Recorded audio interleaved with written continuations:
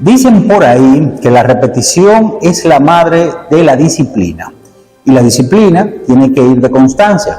Y creo que este caso se aplica bastante bien a nuestro invitado del día de hoy, Helpis Raimundo Félix, primer árbitro dominicano en arbitrar o participar en una Copa Mundial cuando el año 2022 estuvo en Qatar. Es nuestro entrevistado del día de hoy.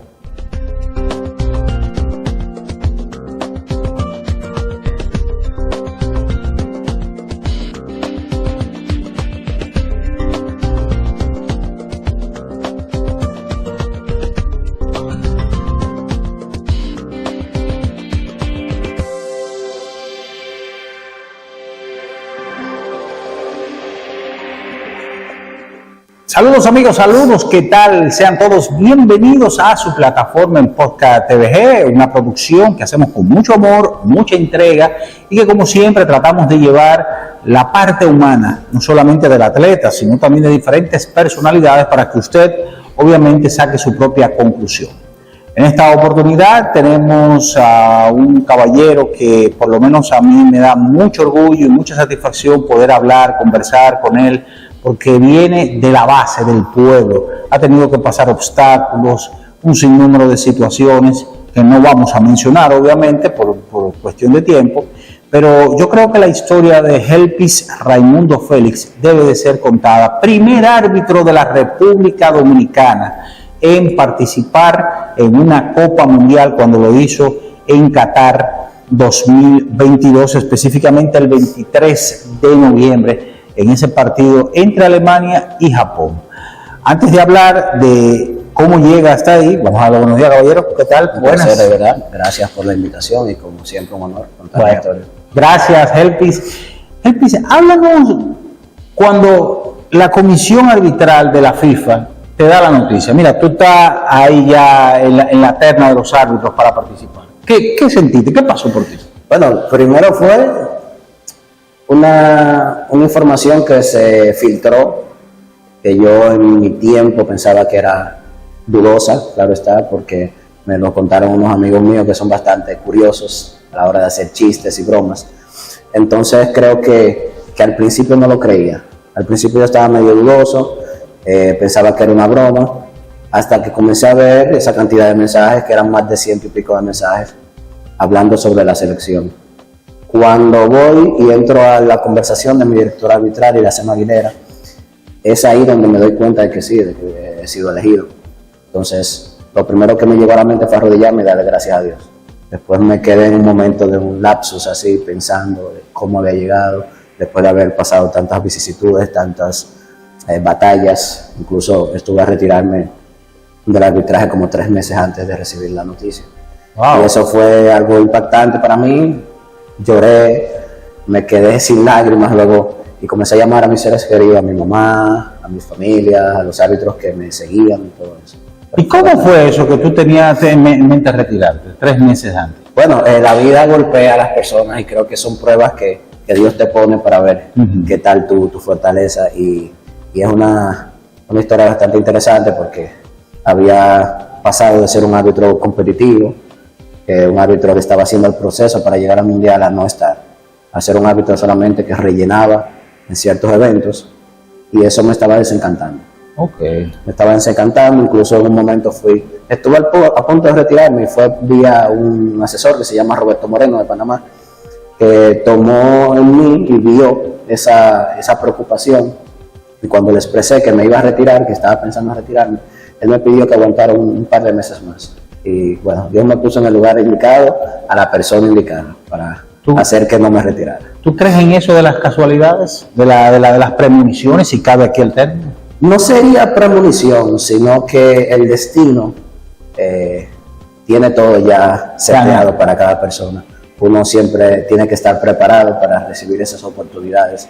Y gracias a esa inspiración, a esa motivación que él me dio, pues me mantuve preparándome, física, psicológicamente, y sobre todo mentalmente. Entonces, a la hora de llegar esa noticia, pues yo estaba preparado para ella. Cuando tú se lo comentas a tu madre, ¿cuál fue la reacción de la doña? Y de tus amigos, por supuesto, porque tú te debes a muchas personas, eso me consta. Pero, ¿cuál fue la reacción? Básicamente fue la misma que yo, porque el mismo sufrimiento que yo tenía, lo tenía ella. El mismo trabajo que yo vivía haciendo, el sacrificio de dejar a la familia a un lado para enfocarme más en el arbitraje y tratar de, en cierto punto, de estar por encima de la media, del promedio medio, pues era algo que era bastante palpable. Y a la hora de yo expresar esa noticia, pues ella se sintió como que si fuera ella la seleccionada para ir al Mundial. Bueno, entonces ya tú eres seleccionado. Cuando te toca viajar a este país como Qatar, una cultura totalmente distinta a la de esta parte de Occidente, en donde sabemos, ¿verdad?, algunas que otras reglamentaciones que hay en cuanto a derechos humanos y ese tipo de cosas. Cuando tú llegas a Qatar, ¿qué pasó por tu mente inmediatamente? Una cultura totalmente diferente a la nuestra. Bueno, déjame decirte que quizás los comentarios que se oyen de terceras personas no son los reales a los que yo experimenté. Uh-huh. Cuando llego a Qatar, lo primero que veo es lo hermoso del país, sí, la organización y sobre todo la educación que impera entre los habitantes, no importa el estatus social y el estatus económico. Es, como yo le digo, a veces es ridículo, tan ridículo, porque tú no puedes creer lo limpio que es tan ridículo porque no puedes creer lo organizado, lo educado, la forma en que las personas te tratan, y es algo impresionante. Yo creo que es una de las mejores experiencias que yo he vivido en mi vida, y todos esos prejuicios que las personas se hacían del país, pues yo no los experimenté. Yo experimenté algo bastante impresionante y envidiable por cualquier otra nación. Wow. Y con respecto a cuando tú llegas a Qatar, te entrevistas con los árbitros, los de mayor experiencia, pero cuando llega el momento, ese partido Alemania contra Japón, el jefe de árbitro, ¿qué fue lo primero que te dijo? Sabes que cada vez que hay un partido en los eventos así de ese nivel, pues hay una reunión previa con el equipo, donde estamos analizando los equipos, las tácticas y demás. Luego los jefes de arbitraje, en este caso Massimo Busacca, Pierluigi Collina, pues hacen el speech, el discurso de motivación, hablando sobre las técnicas y las tácticas de los equipos y sobre todo la confianza que ellos depositan en nosotros para nosotros poder hacer un trabajo excelente. Ellos buscan la excelencia y creo que las prácticas previas a ese partido pues marcaron la pauta. Oh, mira, sabemos que el árbitro es prácticamente, no debe de tener amigos, o sea, es la parte neutra en un juego, en todo lo que sea, no solamente fútbol, béisbol, baloncesto y otras disciplinas deportivas. Pero ¿qué tanto te exigió a ti en el ámbito competitivo, en el ámbito mental? Un país totalmente diferente a este lado donde tú has estado en CONCACAF, has estado en Comodoro, has estado en otras latitudes, pero tener ese país allá y esa cultura distinta. Bueno, es un reto, al final uno tiene que adaptarse, sobre todo en la diferencia horaria. Estamos hablando de que tú vienes con un jet lag que al final te pega, porque quieres dormir en la mañana y quieres estar despierto en la noche, pero uno se adapta. Y con relación al sistema de juego es lo más exigente realmente, porque tú vienes de una confederación donde el juego es bastante físico y a diferencia de Europa y esos países que son más tácticos, más técnicos, y en cierta forma te adaptas, tratas de ver el juego de manera diferente y por eso ya los cursos previos para adaptarte a ese estilo de juego nuevo. Pero ciertamente suele ser un poquito más fácil, porque a los equipos destinarse a jugar más técnico, pues en la parte física de los golpes, de las patadas, de las faltas, que a veces tú no entiendes, que no tienen sentido, pues no se presentan. Es más ya tratar de leer y analizar las estrategias para que ninguna situación te agarre desprevenido. En ese caso, pues me pude adaptar bastante rápido, gracias a Dios, y creo que eso fue lo que marcó el inicio de un buen torneo. Y nosotros veíamos, por lo menos en mi caso, yo veía la cultura latina, los mexicanos, en un momento los argentinos, arengando, y tienen una manera muy práctica de celebrar entre juego o derrota o victoria o empate en el fútbol. Pero ¿qué pasaba por tu mente cuando tú veías esto? Que tú dices, ¿qué es esto? Dios mío, gente bailando y bebiendo en un país que tenía todo eso prohibido, como la sociedad catarí. Realmente no es prohibido. Lo que pasa es que hay restricciones. Hay restricciones. Por ejemplo, hay lugares específicos para poder tomar bebida alcohólica. Dentro del estadio, pues las bebidas no eran alcohólicas. La celebración, como el exceso de celebración, pues, era controlado, lógicamente, para que la seguridad ciudadana pues se prevaleciera sobre todo. Pero si te ibas a los mercados, a los souk, que así le llaman souk, tú veías muchos grupos de diferentes nacionalidades que convergían entre ellos y era una especie de fiesta en donde varias culturas se unían, se entrelazaban y brindaba la alegría, reinaba el amor, la felicidad, porque al final todos ganaban. Y eso es algo que siempre me voy a quedar con eso, porque al uno ir a un país del Medio Oriente donde la fama de ese país es la restricción y ver que realmente no es restricción sino organización. Y sí, que muchas veces se tiende como a confundirlo. Claro que sí. Y de verdad, a mí me encantó. ¿Te encantó? Dichoso, para mí, yo siempre he dicho que el que no viene a Dominicana no ha vivido. Pero en mi caso, el que no va a Qatar es lo mismo. Qatar es hermosísimo, es impresionante y es una bonita experiencia.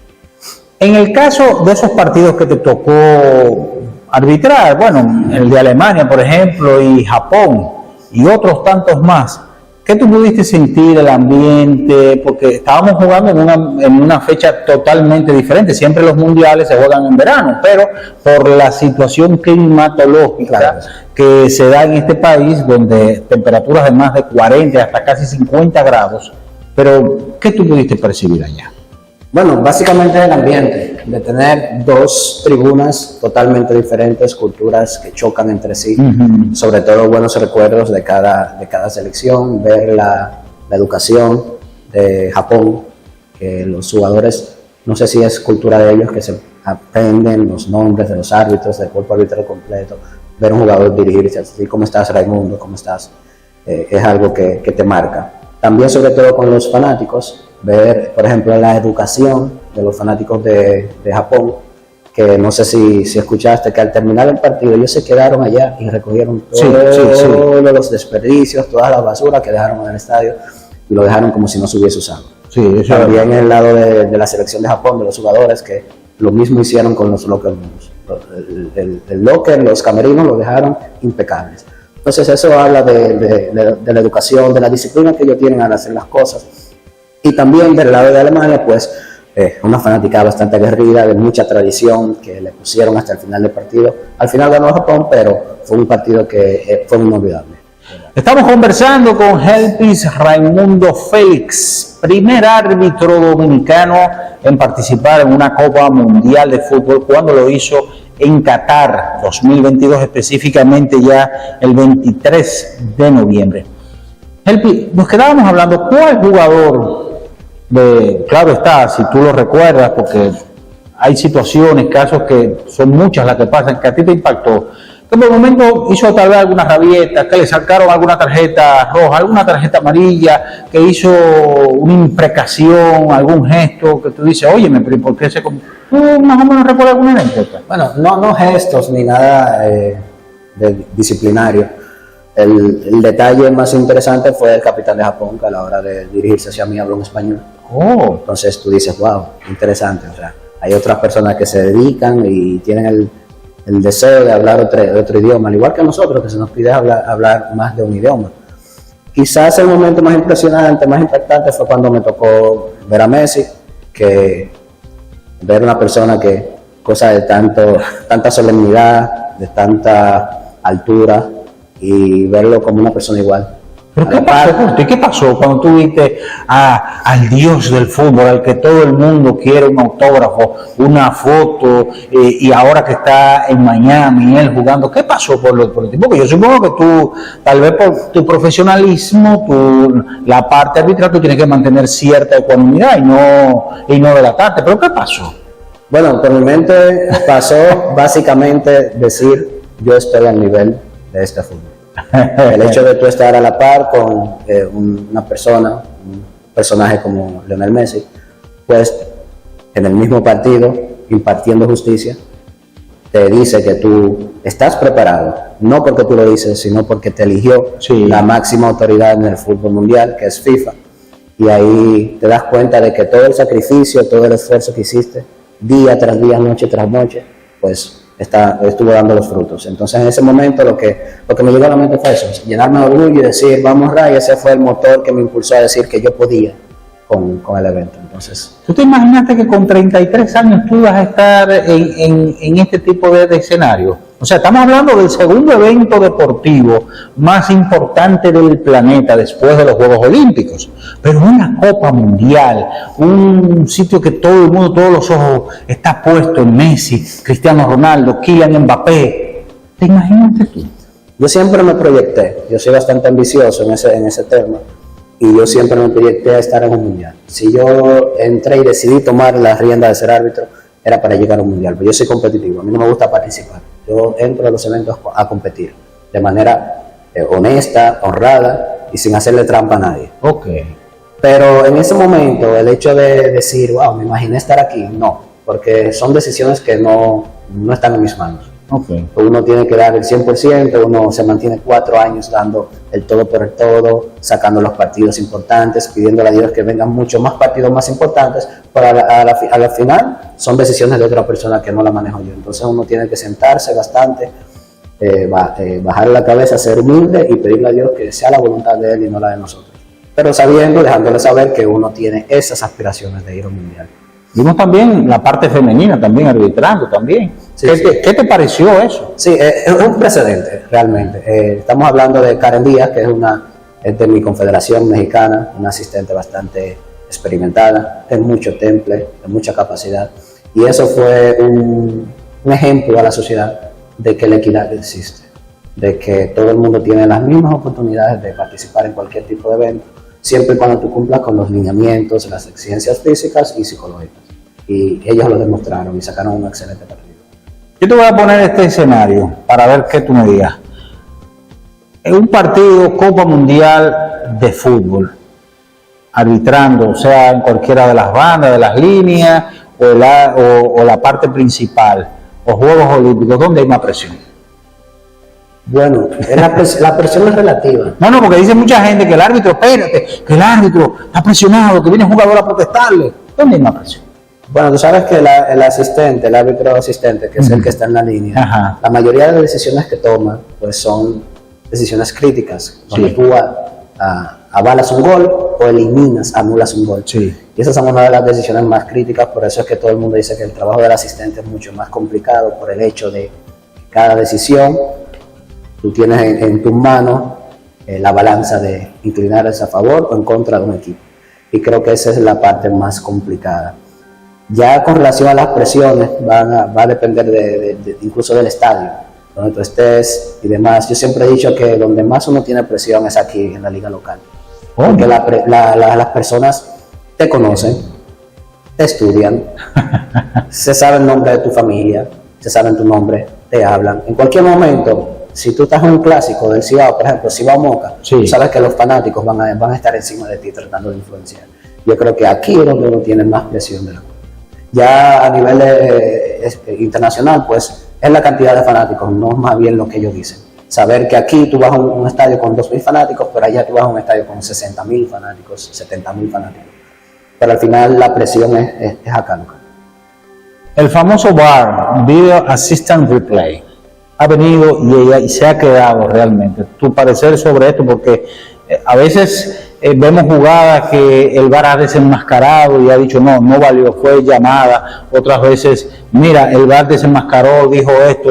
¿Tu opinión sobre esto? Sabes que ese sistema se utiliza como una herramienta para poder darle más justicia al partido. Sí. Tú sabes que hay decisiones que son milimétricas que el ojo del humano pues no lo puede ver. Entonces el VAR se implementó para esto. El VAR es manejado por árbitros que están en una cabina de transmisión viendo alrededor de 16 pantallas o más diferentes. Y cada vez que hay una jugada de importancia que impacta en el resultado del partido o una tarjeta roja, pues ellos toman su tiempo para ver la situación en varias repeticiones y tratar de darle esa justicia, esa pizca de justicia que necesita el partido y que por ojo humano, lógicamente no somos perfectos, pues tenemos esa debilidad y el árbitro no la puede tomar de manera efectiva en ese momento. Yo estoy a favor del VAR. El VAR vino para darle más justicia al partido. Juegos Olímpicos París 2024, proyección, ¿está en tu mente? Todos los eventos, todos los partidos de cualquier nivel siempre están en la vista y en el deseo de Raimundo Félix. Yo siempre he dicho que para mí el evento más solemne del mundo, de la historia, pues son los Juegos Olímpicos, y mientras yo fui atleta, pues aspiré a ir a los Juegos Olímpicos, y ahora que soy árbitro, pues el deseo está. Es mucho más difícil ir a un mundial, ir a unos Juegos Olímpicos Sí. como árbitro que como atletas. Pero sigue así, sigo ahí trabajando, esforzándome duro y esperando que Dios ponga voluntad sobre las personas que toman esa decisión para yo poder participar. Y por supuesto, también esperando el llamado para el 2026, en donde el próximo mundial será en 3 países, Canadá, México y los Estados Unidos. Sí, se espera que sea un evento magno, que ellos están compitiendo con Qatar para ser el mejor mundial de la historia. Ya tenemos una base tomada que es Qatar, fue impresionante, y ellos están aspirando a hacer la competencia a Qatar, y creo que ahí van a haber muchas oportunidades más para árbitros, porque al aumentar la cantidad de equipos, pues, Sí, van a ser 48. Sí, al aumentar la cantidad de equipos, pues aumenta la cantidad de personal arbitral para ese evento. Entonces, con Dios delante, que nos dé salud, sobre todo, y también humildad para llevar todas esas bendiciones y esas responsabilidades y poder mantenernos con la cabeza en la tierra, con los pies en la tierra, pues poder recibir la oportunidad. ¿Sabes que mucha gente ha criticado esto y que de llevar de 32 a 48 las elecciones para el Mundial de Qatar 2026? Y yo digo, caramba, pero posiblemente, y voy a entrar en el campo especulativo, si se lleva a 48 podríamos ver otros países que, por ejemplo, el área de la CONCACAF, que apenas reparte 3 plazas y media. Tú me podrás corregir, pero podríamos ver otros países que también han exhibido un buen nivel de fútbol. Por ejemplo, me surge el caso Panamá, el conjunto panameño que estuvo en el pasado mundial y esta vez no estuvo.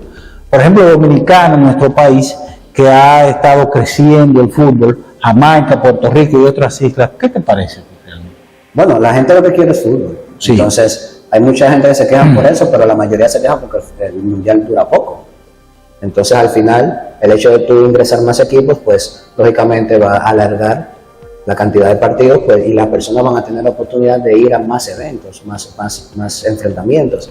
En el caso de nosotros con CONCACAF, como México, Estados Unidos y Canadá están clasificados por ser los anfitriones, Sí. pues se les da más oportunidades a los países que quizás no tengan ese nivel de poder desarrollar sus cualidades y poder aspirar, tener más aspiraciones a fortalecer su cimiento y quizás entrar al mundial. Es una oportunidad que no solamente se le va a dar a los de Norteamérica y Centroamérica, sino también a los de Europa, porque esa cantidad de cupos pues se va a distribuir en todas las confederaciones para que haya una equidad.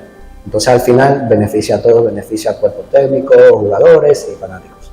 Helpi, ¿cómo tú te preparabas para cada partido del Mundial de Fútbol? Porque obviamente cada quien sigue a veces una rutina. Bueno, déjame hacer esta oración, déjame dar esta vuelta, déjame, qué sé yo, echarme un poquito de agua, qué sé yo. Algo que tú realmente dices, no, yo antes de salir a la cancha tengo que orar, tengo que decir esto. Nosotros hemos adoptado el protocolo de orar siempre. Mi preparación va desde días anteriores. Desde que yo sé que me toca un partido, pues lógicamente uno va preparándose de manera táctica, viendo algunos partidos de esas selecciones. Si tienen algunos partidos en conjunto donde se hayan enfrentado uno con otro, pues también lo ve. Y también analizar el perfil de cada jugador, para saber cuál es el jugador problemático, cuál es el jugador que se vuelve un aliado para ti. Okay. Y generalmente el problemático uno trata de tenerlo muy a su lado, cuidarlo para que no se salga de control. Ya inmediatamente cuando uno va el día anterior al partido, pues hace una preparación física de ejercicios de reacción para poder estar a la par, y también algunos ejercicios de reacción mental, que por ejemplo yo utilizo los blaze spots, que son estaciones de reacción donde te enciende una luz y tú vas haciendo ejercicios de reacción para activar la mente y poder detectar las cosas que aparezcan alrededor en el partido. Ya en el momento justo, antes de entrar, pues oramos. Yo siempre me pongo frente al espejo y me voy motivando.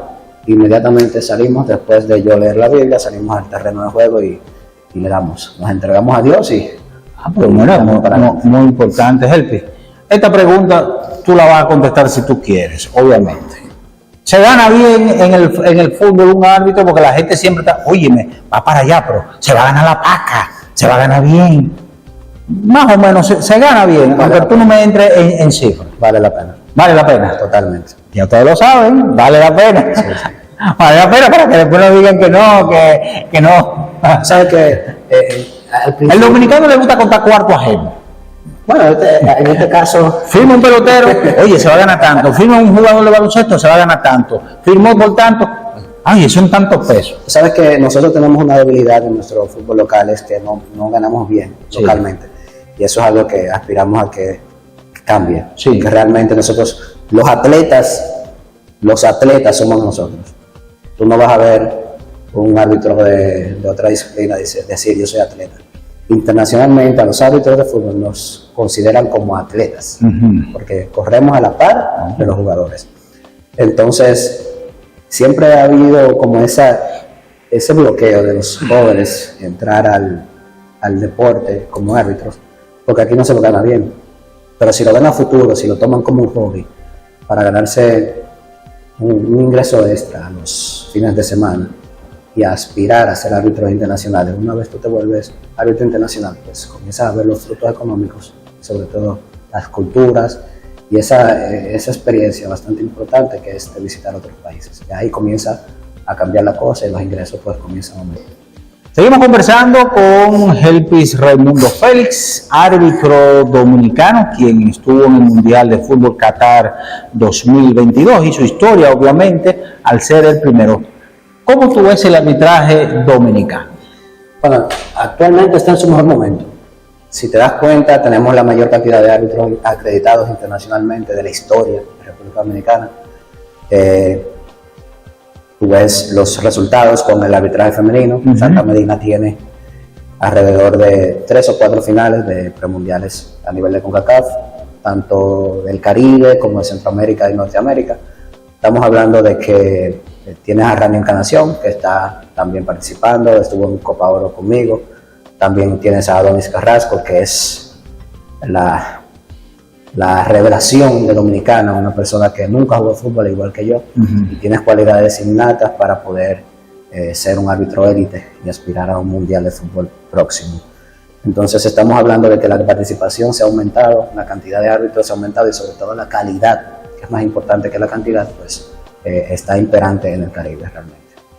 Bueno, vamos a hacer nuestra primera pausa y a la vuelta seguimos conversando con Helpis Raimundo Félix aquí en Podcast TVG. No le cambien. Bien, mis amigos, y estamos de regreso con más en Podcast TVG, una producción que, como siempre, hacemos con todo el amor, todo el agrado para cada uno de ustedes. Y le brindamos la parte humana de no solamente de los atletas, sino de diferentes personalidades ligadas al mundo político, deportivo, cultural y cualquier área que usted siempre quiera saber. Le invitamos, como siempre, a suscribirse a esta plataforma, activar esa campanita de las notificaciones, comentar este video, alguna pregunta, y nosotros ya le vamos a responder en la medida de lo posible. Estamos conversando con Helpis Raimundo Félix, y Helpis, hay algo que a mí siempre me intriga en cuanto al arbitraje. El arbitraje, tú dices que está en su momento, que tenemos buenos exponentes, pero tú ves más allá realmente un buen relevo para los próximos años, más muchachos, porque siempre debe haber una motivación. Vemos jugadores, por ejemplo, como Lionel Messi. Muchos muchachos en el colegio quieren ser ya como Messi, otros como Kylian Mbappé, pero por lo menos que digan, bueno, no doy para fútbol, déjame ver. La escuela de árbitros aquí o de arbitraje, ¿cómo más o menos? ¿Tú crees que puede haber un buen relevo más para los próximos años? Claro que sí. Te había mencionado a Adonis Carrasco, que tiene alrededor de 2 años de ser árbitro internacional. Creo que este es su segundo año y ha dado los resultados que se esperan.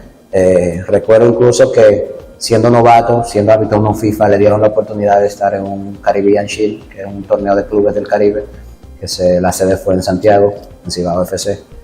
Y para pasar de desapercibido a dirigir la final por el tercer lugar, pues estamos hablando de algo impresionante. y sobre todo para una persona que en ese momento tenía alrededor de 10, 15 partidos de experiencia a nivel arbitral. Nos lo robamos del básquetbol porque él era atleta de básquetbol y ahora está en un nivel bastante importante, en un programa de excelencia arbitral de CONCACAF que prepara a esos árbitros para poderlos lanzar y dirigir por los caminos correctos a ver si puede ser aspirante mundial.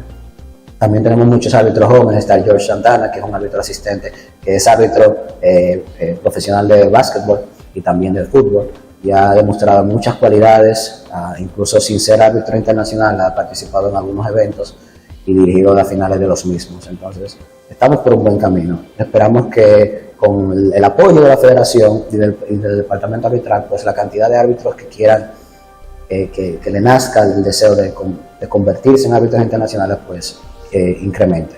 Y con eso entonces, a mayor cantidad, pues se puede seleccionar más personal. Ojalá. Estamos hablando de una isla que tiene más de 10 millones de habitantes y que las cualidades físicas del dominicano son aptas para el deporte, realmente. Ojalá, porque muchas veces viene, lo digo, la decepción cuando tú no puedes lograr ser jugador, porque obviamente esta carrera, como muchas otras del deporte, suele ir y venir en cualquier instante. Alguna lesión te saca, pero es bueno, sí, lo que tú apuntas. La parte ya que tiene que ver con lo físico en los partidos, ya por ejemplo en esta Copa Mundial, ¿qué tanto se exigió a los árbitros? O sea, porque sabemos que Qatar también es un país de clima caliente, un clima muy brusco, si cabe el término, por el clima que hay allá. Pero, ¿qué tanto se le exigió? Se le exige estar a nivel de un jugador. Realmente tú tienes que practicar todos los días, estar al nivel físico óptimo, y es mucha la exigencia, pero es más la recompensa. Yo creo que el esfuerzo físico, mental, técnico, psicológico, pues da los frutos que ellos están esperando, y por eso es que nosotros pues nos sitiamos en esas participaciones de esos eventos para estar preparados. Si te cito algún evento, por ejemplo, la final de la Liga de Campeones del 2022 que estuve participando, pues si no hubiese estado preparado físicamente, pues no hubiese dado la talla, porque estamos hablando que estamos en Seattle, un estado bastante húmedo, que exige bastante de los niveles cardiopulmonares del atleta. Entonces ya eso se adquiere con la constancia, con la disciplina. E inmediatamente tú llegas a esos niveles de eventos, el físico no es un problema. El físico pasa a segundo lugar. Ya el problema exacto es entender el partido, cómo juegan los jugadores, si las entradas o las disputas son disputas naturales y típicas del fútbol, o si son diferentes, si no son normales. Esas son las que se sancionan por su cualidad. Helpi Raimundo Félix, árbitro dominicano, conversa con nosotros en Podcast TVG. Helpi, ¿no te ha tocado algún partido que tú has tenido que arbitrar en donde tú has estado en una ciudad, para ponerte el ejemplo claro, por ejemplo Brasil, el Maracaná, un ambiente alineado al mar, bien, temperatura fresca, a irte a una ciudad como La Paz, como Bolivia, donde la altura juega a veces, que es mayormente su carta de presentación, y muchos jugadores no quieren ir porque se marean? Claro que sí. Mira, retornando del Mundial Sub-20 de Polonia, me tocó ir a la Copa Oro inmediatamente, Copa Oro 2019, y recuerdo que en ese entonces mi primer partido fue en un estado donde estábamos como a 300 pies por encima del nivel del mar, y una semana después, o menos de una semana, me tocó estar en Denver. Ya tú sabes, wow, que eso es una altura impresionante. La ciudad de la milla alta, le dicen. Exactamente. Entonces fue un desafío interesante, porque es la primera vez que yo he participado en un evento a esa altura. Pero ciertamente llegar unos días antes del partido pues ayuda al árbitro a adaptarse, aclimatarse y todo eso. Sí existe una presión, lo sientes en la frente, en la garganta, a la hora de respirar sobre todo, pero sí, uno se adapta, y realmente pues eso ayuda bastante. Ahora, antes de la Copa Oro pasada, la edición del 2022, pues estuvimos en Toluca, que es una de las partes más altas de México. Sí. Y ahí pues nos fuimos preparando en las alturas y ahí sí pegó bastante. Me dio de todo, me dio fiebre, me dio gripe, me dio de todo, pero realmente... ¿Y cómo tú te hiciste con eso? Bueno, hay que fajarse. Yo supongo que tú tienes que llevar un botiquín sí, de medicamentos, que para la tos, que para el dolor de cabeza, qué sé yo. Desde que nosotros supimos que íbamos a Toluca, nos llevamos un botiquín y realmente andamos con eso. Independientemente del país a donde vayamos, siempre andamos con botiquín porque las emergencias pasan. O sea, uno no quiere perderse la oportunidad de participar, que me pasó una vez, que me dio COVID en México, y fue un día antes del evento, sí. Tuve que quedarme en el hotel. Y ese tipo de cosas, pues no quiero que me vuelvan a pasar, porque es una oportunidad menos. Sabes que cuando uno pierde una oportunidad, la aprovecha otro. Entonces, como te dije, yo vengo a competir, y nada, le damos para adelante, como dicen. Tú has pasado por baloncesto, atletismo y otras disciplinas más, obviamente. Pero el fútbol te ha dado esa gran satisfacción, ha venido a llenar ese momento que tú, por momento, tuviste de inspiración, baloncesto, atletismo y disciplinas así. Claro que sí, tú sabes que yo no le doy el 100% del crédito al fútbol, porque si no fuera por el triatlón, la preparación en natación, la preparación en básquetbol, quizás yo no hubiese llegado al fútbol de manera arbitral con ese pico por encima de lo normal en cuanto a físico se requiere. Entonces yo creo que va encadenándose, es un sistema que va encadenando el resultado que hoy en día tenemos. Y por ejemplo, Roque García, que es mi padrino, sí, tú lo has dicho muchas veces. A él le debo todo realmente. Él no me hubiese seleccionado si no me viera en esas disciplinas en la Universidad PEC, que yo siempre era de natación, de básquetbol y de voleibol. Entonces siempre me veía inmerso en esas disciplinas y gracias a eso, pues hoy en día yo soy un árbitro. Entonces, todo es un sistema y cada disciplina deportiva pues tiene su importancia y sus recuerdos bastante importantes.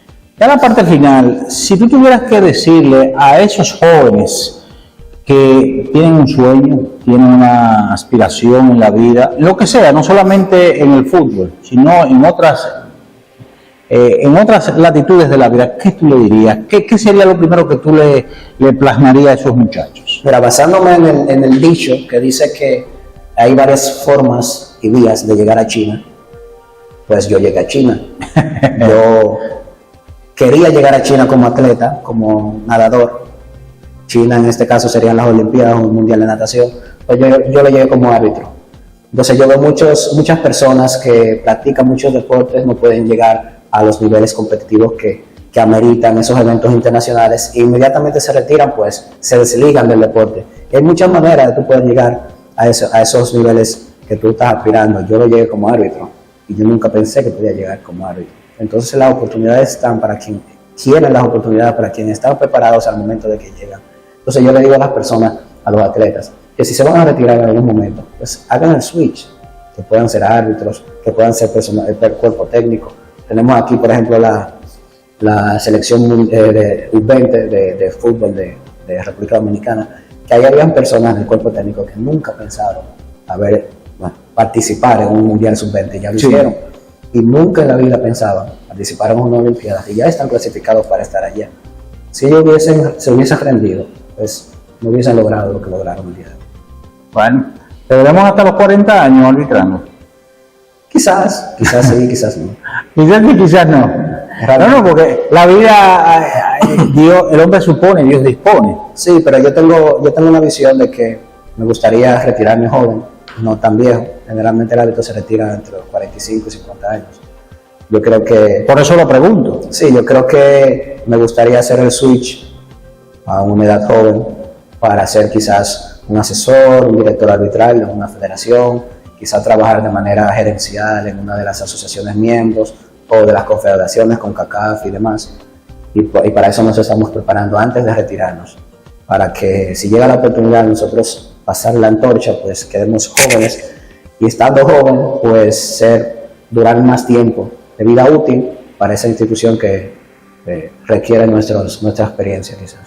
Bueno, Helpis Raimundo Félix, nosotros te damos las gracias y ante todo, hermano, gracias a ti. por darnos estos minutos, expresar tu vida, lo que pasaste allá en Qatar. Señores, esta es una historia de superación para que todos vean que cuando se quiere se puede. Amén. Y que realmente Dios da las oportunidades. Ahora, todo depende cómo usted se enfoque en esas oportunidades y lo que usted quiera hacer en la vida.